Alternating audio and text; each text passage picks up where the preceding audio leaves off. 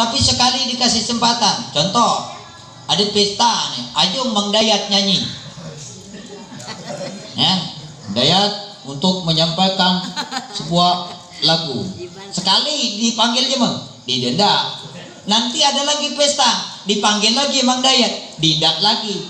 Berikutnya nanti kemudian orang kan ngomong, ini kegalak dia, gitu ya, iya kan? Nah, akhirnya tidak dikasih kesempatan. Makanya kesempatan ini penting. Kalau kita dikasih kesempatan oleh Allah untuk ibadah, syukuri. Dikasih kesempatan untuk taat, syukuri. Sebab tidak semua diberi kesempatan. Pasti yang diberi kesempatan itu. Assalamualaikum warahmatullahi wabarakatuh. Mohon dukungannya yang belum subscribe, tekan tombol subscribe-nya ya. Karena subscribe itu gratis. Terima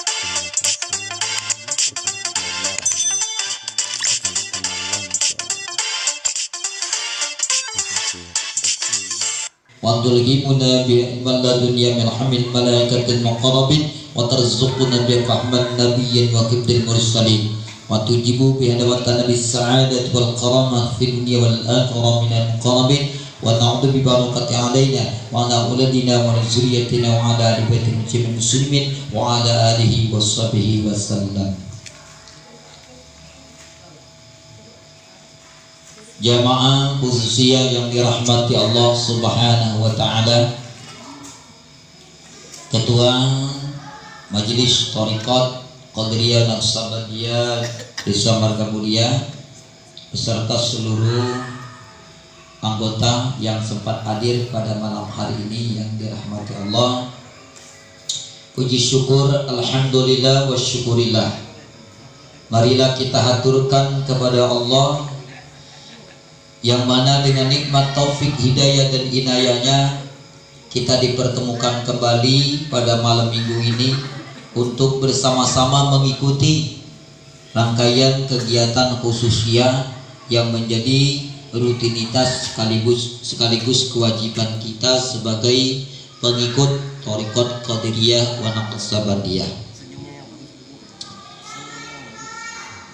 Tentu nikmat yang Allah berikan ini bukan hanya sebatas terikrar di dalam lisan kita, tapi adanya pengakuan di dalam hati kita bahwa nikmat yang Allah berikan kepada kita ini begitu banyak. Dari nikmat diberikannya iman, yang mana iman ini paling penting dan paling pokok dalam kehidupan beragama. Tentu setiap amal ibadah yang kita lakukan tanpa didasari dengan iman, maka amal ibadah itu di dalam pandangan mazhab berbagai macam ulama sufi dikategorikan sia-sia. Karena kalau bukan atas dasar iman, berarti yang mendorong kita melakukan ketaatan dan amal itu adalah nafsu. Kalau ini terus kita pelihara, maka yang muncul nanti kita ini seolah-olah kelihatan ahli ibadah, kelihatan banyak beramal, tapi ternyata di mata Allah dinilai sia-sia. Inilah perangkap yang diperankan oleh setan. Maka kita harus berhati-hati dengan hal yang demikian ini. Untuk itulah di dalam syariat selalu perkara yang baik itu, kata Nabi, innamal a'malu bin wa innamal likulli imri'in ma nawa. Faman kana hijratuhu ilallah wa rasuli fa hijratuhu ilallah wa rasuli. Wa man kana hijratuhu lidunya aw yusibuha aw yang kihuha fa hijratuhu mahajara ilai. Segala sesuatu itu tergantung dengan niat dan tujuannya. Apa yang kita niatkan, apa yang kita harapkan, apa yang kita tuju, itulah yang akan kita dapatkan. maka seluruh amal ibadah tanpa niat tidak sah. Sholat niat batal sholatnya, ngaji tanpa niat batal ngajinya, gitu. Zikir tanpa niat batal, maka semua ada niatnya.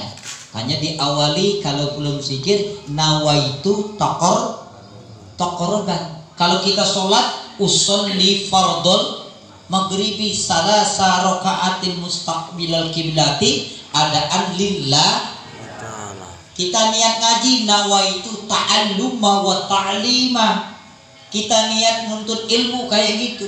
Kita niat mencari nafkah kayak gitu, diniatkan lillahi ta'ala. Sebab kalau tidak diniatkan lillahi ta'ala, itu nanti kita kecolongan, dipengaruhi oleh keinginan nafsu.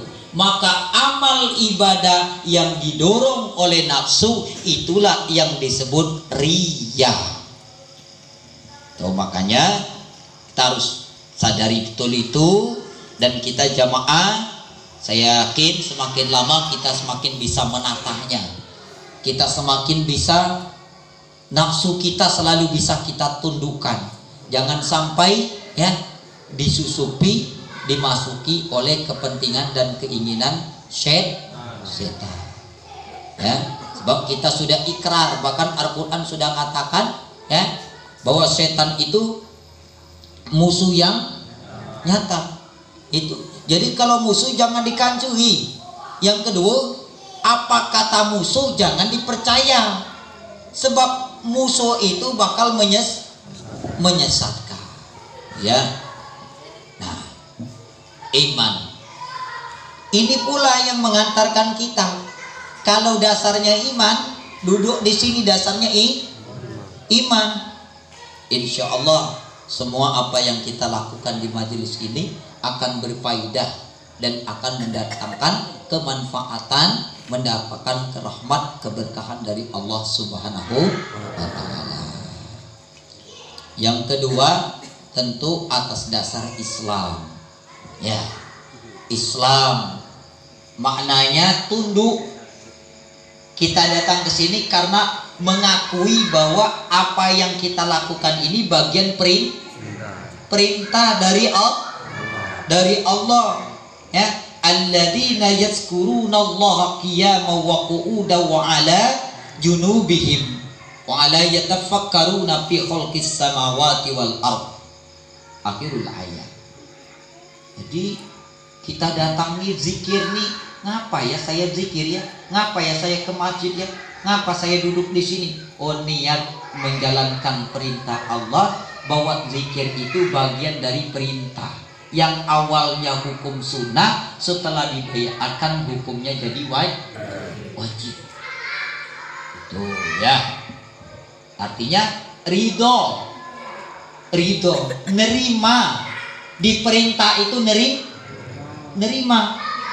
Jadi kalau orang diperintah nggak nerima, berarti belum tunduk. Maknanya belum muslim. Sebab muslim itu artinya tunduk dan patuh. Yang ketiga, diberi kesempatan. Nah, ini nikmat. Ada orang diberikan oleh Allah keinginan, tapi tidak diberi kesempatan.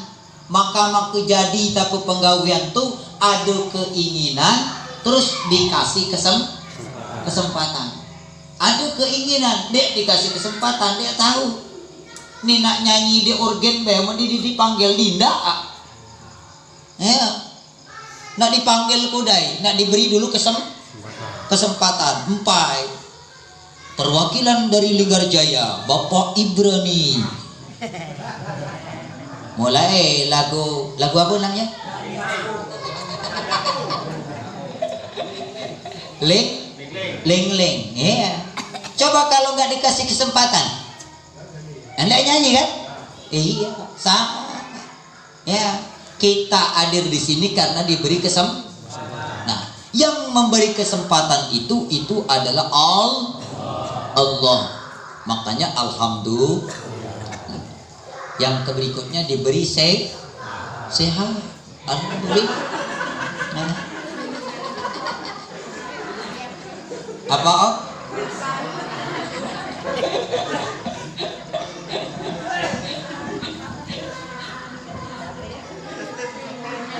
Alhamdulillah ya. Empuk galak, oman sakit. Waduh, kadang-kadang jadi penghal.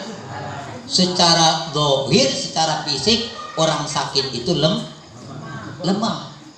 Nah justru kelemahannya itu kadangan lu mana nak datang di tempat ini kalau sakit.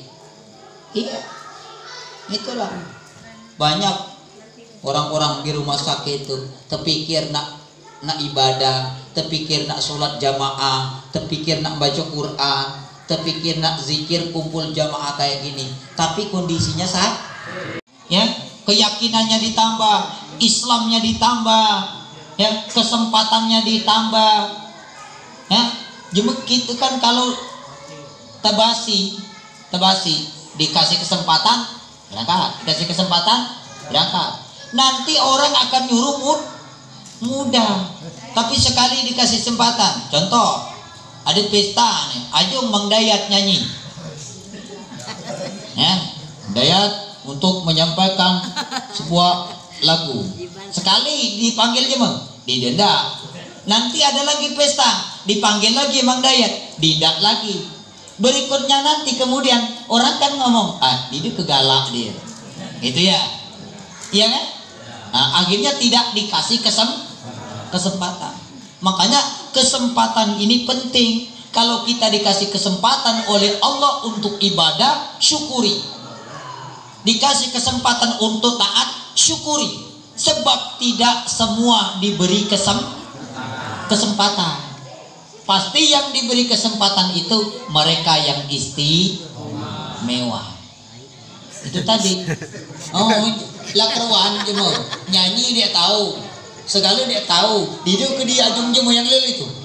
Tapi Oman jemo pernah dengarnya, aduh sekali juga dia itu aku pernah dengarnya di kamar pacak dia nyanyi. Dipanggil gitu ya. Nah gitu juga. Jadi ketika kita dikasih kesempatan, jangan sia-siakan kesempatan itu. Apa kesempatan yang Allah berikan kepada kita?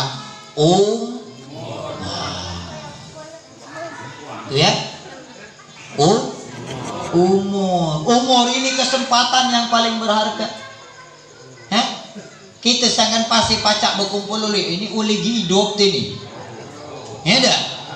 Malah pindah di ujung situ ngagi di ujung situ, pokoknya lain ceritanya. Ya, itu ya. Maka dari itu mumpung masih diberi syukuri alhamdulillah. Jadi kalau khususnya tuh enjoy. Ya, kalau khususnya tuh senang, bukan kepaksa. Bukan terpaksa. Jemaah terpaksa itu kan kinaan kayak bawa beban keningnya mengkerut, matanya nggak enak ngelihat orang kepaksa itu, matanya nggak enak. Pokoknya dia percaya kina ilah. Mudah ciri jemu terpaksa nggak gini. Pertama lihat di matanya, yang kedua lihat di keningnya. Mak keningnya bela merengut, ya. Wajahnya lah tanda-tanda itu sama kita luluk kapat ngajung anak, oman dia merengot, nah berarti itu tepat. Tapi kalau dia injek senang, berarti itu ikhlas gitu ya. Makanya rumus ikhlas itu sebenarnya adalah senang.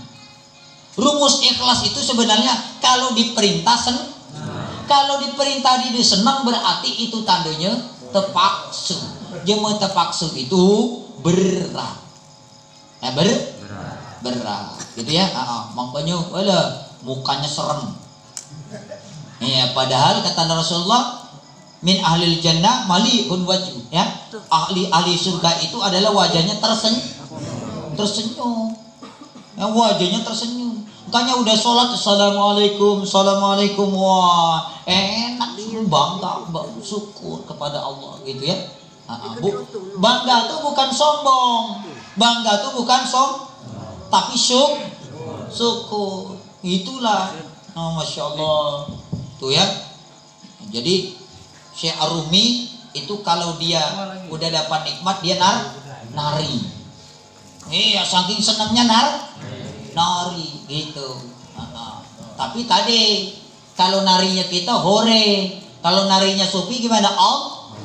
Allah bunyinya. Kalau kita senang hore gitu kita gitu ya. Itu kalau kita ya terlalu senang ngomongnya gimana? Hore gitu ya. Tapi kalau para wali gimana? Allah gitu ya. Jadi ngucapin Allah tuh senang, wujud dari syukur. Alhamdulillah. Ya. Ini sebelum khususiyat terlebih dahulu perlu saya sampaikan yang pertama adalah berkenaan dengan masalah khataman